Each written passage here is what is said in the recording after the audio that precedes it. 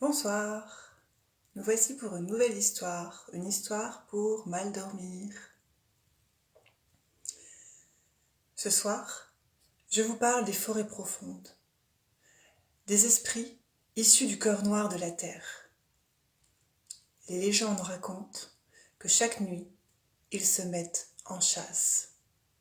Que vous soyez bon ou mauvais, peu importe, quand le jour se couche, mieux vaut ne pas traîner en forêt. C'est l'histoire d'Elias. Ce jour-là, il s'est enfoncé dans la forêt pour cueillir des champignons, des cèpes, des délicieux cèpes.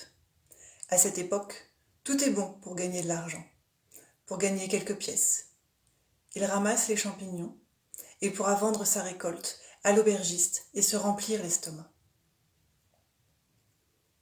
La nuit commence à envahir le sous-bois et Elias cherche son chemin.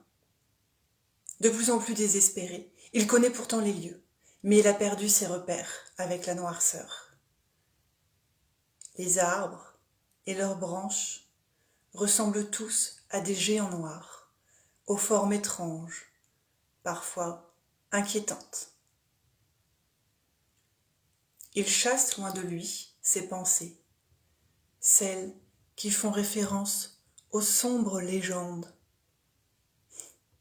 Encore des histoires de bonnes femmes qui ne vont sûrement pas l'effrayer, lui, Elias. Ce n'est pas un homme à s'affoler pour rien. Il voit de moins en moins. Les battements de son cœur s'accélèrent. Il sursaute au moindre bruit. Et Dieu seul sait qu'il y en a des bruits dans une forêt, entre les branches et autres brindilles sur lesquelles il marche. Les croassements des corbeaux, les bruits des animaux. Ah, tiens, vous entendez? Le silence. Des oiseaux crient soudainement et s'envolent à toute vitesse, tous dans la même direction. Elias sursaute et sent une plume qui lui frôle le visage. Son cœur s'est emballé. Il a à peine le temps de se reprendre qu'il aperçoit des lapins, des renards, des campagnols, des chevreuils, tous courent, comme affolés, dans la même direction. La direction qu'ont pris les oiseaux. Elias s'arrête quelques instants, au bord de la panique. Son esprit lutte entre folie et raison. Non, non, non. Ils ont sûrement tous affaire par là-bas. C'est évident. Qu'est-ce que ça peut être d'autre? Il reprend la marche. Il voit un énorme sanglier qui court dans la même direction, puis un autre animal qu'il n'a pas le temps d'apercevoir. Une sueur froide coule le long de son dos. Elias ralentit et fait de moins en moins de bruit. Et si... Et si... Et s'ils ne poursuivaient pas tous le même but? Et si ils fuyaient tous la même menace?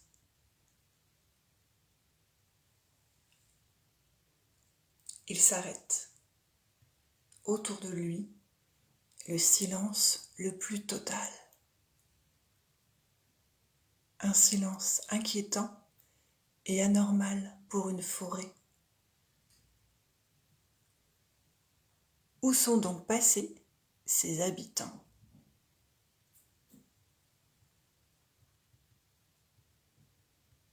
Elias regarde autour de lui, les pupilles dilatées par la peur.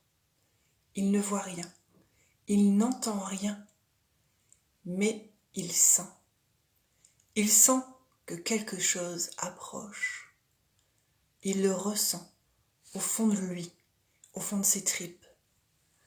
Son cœur bat la chamade. Son instinct lui souffle de courir le plus loin possible. Mais il est tétanisé, incapable de bouger. Au bout de quelques instants, il sort de sa torpeur, lâche son panier de cèpes et arrive à rejoindre l'arbre le plus proche sur lequel il grimpe le plus haut possible. Il sent la peur. Il sent sa propre peur. Il entend son cœur qui bat à toute vitesse, sa respiration affolée. La terre se met à trembler. Chaque coin et recoin de la forêt tremble, légèrement, discrètement. Tout se secoue. La terre bouge. La terre semble prendre vie. Par endroits, Elias aperçoit des formes qui s'élèvent. On dirait... Mais rien. Ça ne ressemble à rien.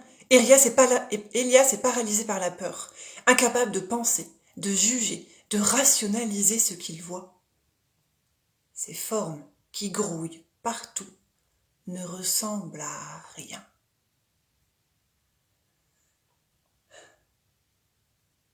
Il entend désormais des sons gutturaux, des cris qui résonnent autour de lui.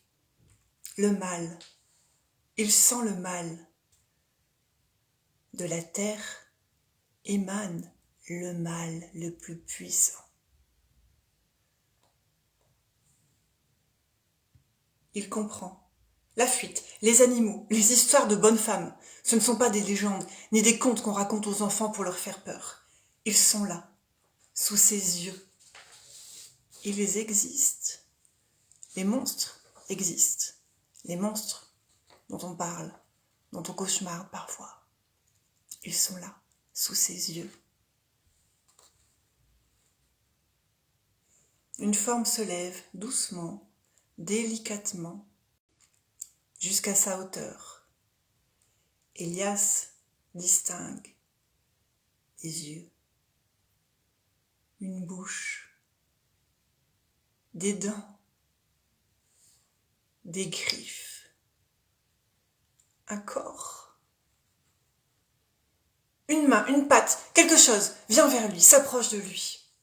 Elias est tétanisé, il se met à prier. Je vous salue Marie, Mère de Dieu, Il perd ses mots, tout se mélange, la peur, les mots, les pensées. Il ne peut s'empêcher de fixer la chose qui s'approche vers lui. Lentement, mais sûrement, il sent sa présence. Elle ne le touche pas. Et pourtant, il sent son corps,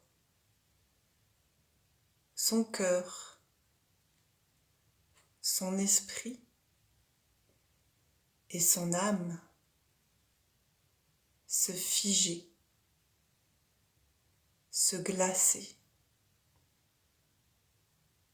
Il ouvre la bouche, il voudrait crier, mais aucun son ne sort. Elias sombre. Il sombre dans la nuit, dans la peur. Il sombre en lui, dans la folie. Et il tombe, évanoui.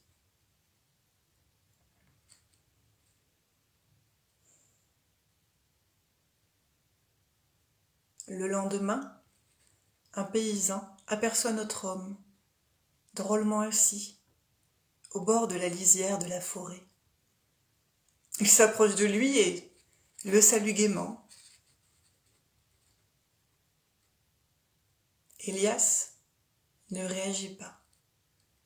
Il reste courbé, la tête penchée. Le paysan s'approche. Il découvre un homme en vie, sans vie. Un regard rempli de folie et d'horreur.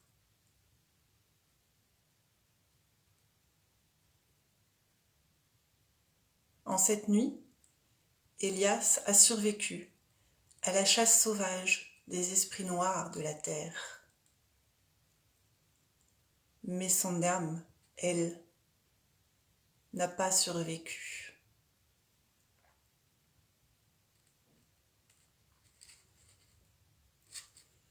L'histoire d'Élias s'arrête ici. Celle des hommes, elle, se poursuit. Car depuis l'aube de l'humanité, les hommes se racontent des histoires. Contes, légendes, histoires de bonnes femmes, appelez-les comme vous voulez. C'est grâce à elles que nous savons, que nous survivons.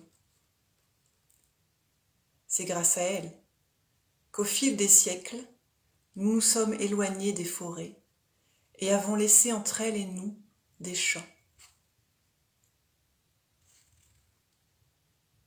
Élias, l'imprudent, ne croyait pas aux histoires, ni même aux monstres. Et vous, qu'en pensez-vous ? Oserez-vous me suivre mes pas en novembre, lors de la prochaine balade semi-nocturne dans la forêt ?